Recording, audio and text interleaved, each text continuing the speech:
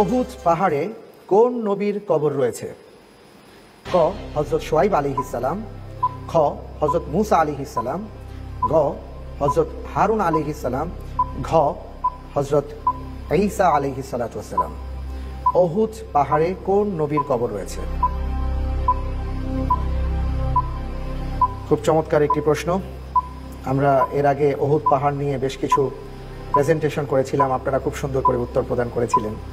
আজকে সেই অহুদ পাহাড় নিয়ে একটি প্রশ্ন চলে এসছে। খুব একটা সময় হাতে নেই, আপনি লাইফলাইন ইউজ করতে পারেন অথবা চিন্তা করে বলতে পারেন। গ হযরত হারুন আলাইহিস সালাম।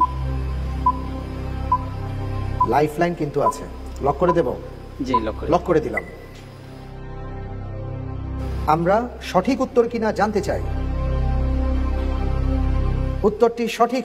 ইসলামী রাষ্ট্রে অমুসলিমরা রাষ্ট্রকে ধার্যকৃত যে সম্পদ দিয়ে থাকে তাকে কি বলে?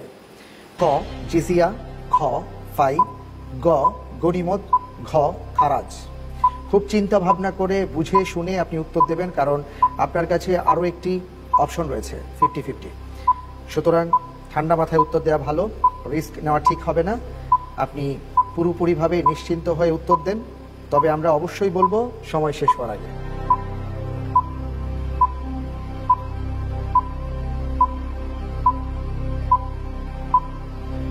উত্তরটি হচ্ছে জিজিয়া।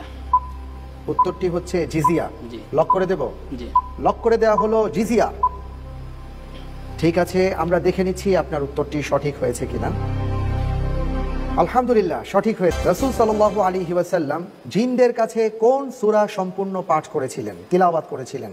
সূরাতুল জিন, সূরাতুর রহমান, ইয়াসিন, সূরা নাস। ক সূরা জিন, খ সূরা রহমান, গ সূরা ইয়াসিন, ঘ সূরা নাস। জিনদের কাছে তিনি তিলাওয়াত করে কোরআনে কারীমের একটি সম্পূর্ণ সূরা তিলাওয়াত করে শুনিয়েছিলেন। তাহলে কি 50-50 চান্স নিতে চাচ্ছেন? জি। আমাদের প্রতিযোগী বন্ধু তিনি 50-50 চান্স এই অপশনটি নিতে চেয়েছেন। 50-50 চান্সের সুযোগ দেওয়া হোক। আমরা দেখতে পাচ্ছি 4টি অপশনের মধ্যে 2টি অপশনকে মুছে দেওয়া হয়েছে, 2টি অপশন সামনে রয়েছে।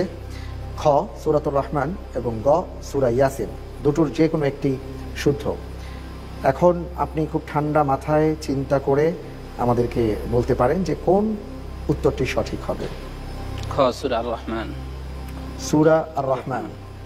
আপনি ইয়াসিনকে কেন চুজ করলেন না? আমি তো ইয়াসিন বলতে পারি। একটু হঠাৎ একটা ইয়া মনে হলো, এই জন্য আর ইয়াসিনকে চুজ করলাম না। তাহলে লক করে দিচ্ছি। জি। লক করে দেয়া হোক সূরাতুর রহমান। সঠিক উত্তর।